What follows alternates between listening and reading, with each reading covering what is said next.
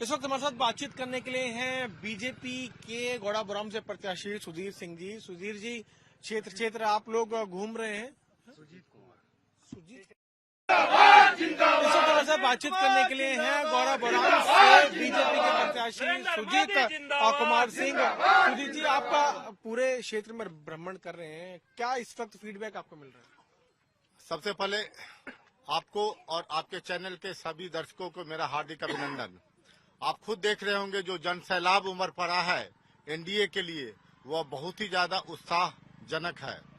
और इस बार एनडीए की सरकार को 200 से ज्यादा सीटों का बहुमत मिलने वाला है।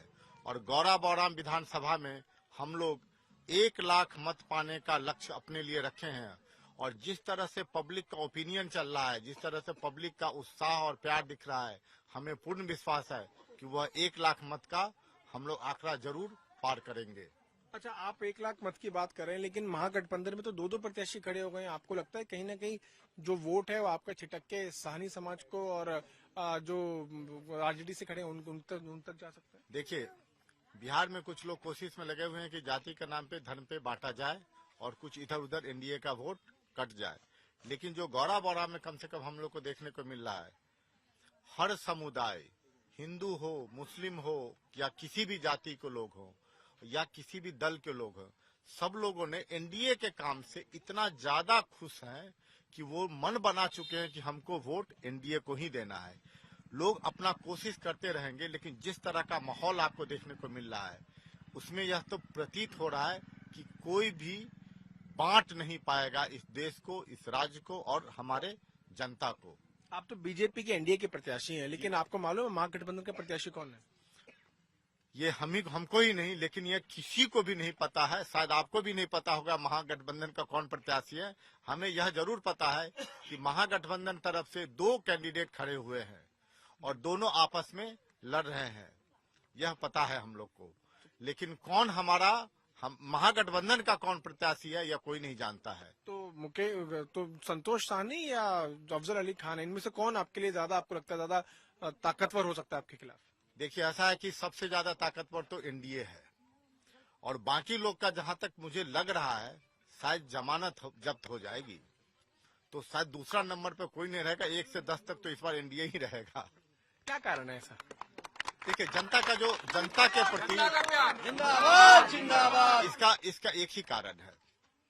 जो सरकार, डबल इंजन की सरकार भारत में, केंद्र में माननीय नरेंद्र मोदी जी की सरकार है, जो पिछले 2014 से भारत में एक तरह से क्रांति आ रही है, सामाजिक क्रांति, आर्थिक क्रांति, हर तरह क्षेत्र में जो क्रांति आ रही है वह उनका काम।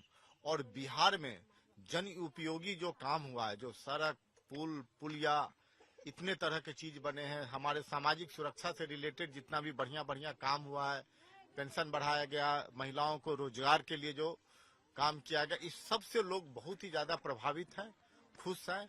और इसी का यह नतीजा है कि हम लोग 1 लाख वोट और बिहार में 200 सीट पार करने वाले हैं। एक प्रश्न में लूंगा, पिछली बार साहनी समाज का समर्थन आप लोगों को काफी मिला था, लेकिन इस बार तो संतोष साहनी खुद, जो मुकेश साहनी के भाई हैं, वो खड़े हो गए। आपको लगता है कि साहनी समाज जो है वो कहीं न कहीं छिटक सकता है और आपसे दूर हट सकता है? देखिए, यह सोचना कि बिहार में जाति के प्रति लॉयल्टी कम है, ऐसा नहीं है। बिहार में जाति के प्रति लॉयल्टी लोगों को नहीं है। बिहार में जो लॉयल्टी है वो पार्टी के प्रति है। और संपूर्ण साहनी समाज भाजपा का आज से नहीं बल्कि पिछले 30-35 साल से कट्टर समर्थक रहा है। भाजपा इनके बल पे आगे बढ़ी है। तो हमें नहीं लगता है कि केवल और केवल अपनी जाति का कोई एक प्रत्याशी आ गया इसलिए साहनी समाज अपनी पार्टी, अपने देश को की पार्टी भाजपा को या एनडीए को छोड़ करके महागठबंधन के किसी कैंडिडेट के लिए वोट देगी, ऐसा लग तो नहीं रहा। मुकेश साहनी तो उप मुख्यमंत्री बनने के लिए चुनाव लड़ नहीं रहे, मतलब अपने प्रत्याशियों के लिए चुनाव प्रचार कर रहे हैं। उप मुख्यमंत्री के लिए मुझे लगता है कि पहले एमएलए बनना होगा या एमएलसी बनना होगा। पहले एमएलए एमएलसी बन जाए, उसके बाद ही कुछ। चुनाव नहीं लड़ रहे हैं, चुनाव तो नहीं लड़ रहे हैं और हमको नहीं लगता है कि वो भी एमएलसी भी हैं। तो उप मुख्यमंत्री बनने के 6 महीने बाद ही उनको, 6 महीने के अंदर में ही उनको कहीं का सदस्यता ग्रहण करना होगा किसी सदन का, तो देखा जाएगा।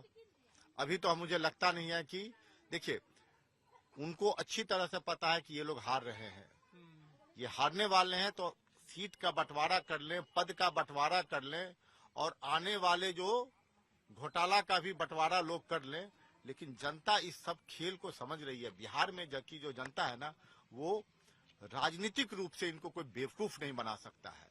यहाँ की जो जनता है अच्छी तरह जानती है कि कौन कैसा क्या चाल चल रहा है, और जो चाल चल रहा है उसके पीछे का मकसद भी जानती है। आपको फ्रेंडली फाइट नजर आती है? फ्रेंडली है दो लोगों के बीच में, आरजेडी और वीआईपी में?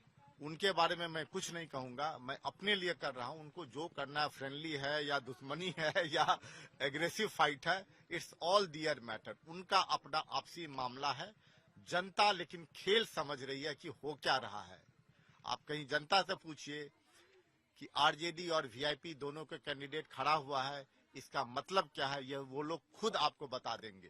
तो इस बात की गारंटी नहीं है कि महागठबंधन का प्रत्याशी कौन है, और इस चीज को लेकर कंफ्यूजन जनता के मन में भी है, ऐसा कहना है बीजेपी प्रत्याशी सुजीत सिंह का। हालांकि उनका ये भी मानना है कि एनडीए की ही जीत जो है वो गौरा बराम से होने वाली है। मेरे जो अंकित सिंह के साथ मैं पीयूष मिश्रा, गौरा बराम, दरभंगा, आज तक।